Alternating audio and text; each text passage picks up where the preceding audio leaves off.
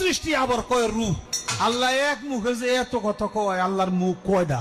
বাউন্ডারকে নিয়ে বেশি মারামারি করেন না হুজুররা, বাউন্ডারকে নিয়ে বেশি মারামারি করেন না, তাহলে আপনাদেরকে গ্রেফতার করা হবে, জেলের ভাত খাওয়ানো হবে। আর তাদের কারো কিসের ভয় দেখান? আরে হাসিনার গুমকেই তারা ভয় পায় নাই, হাসিনার কোষভারকে তারা ভয় পায় নাই,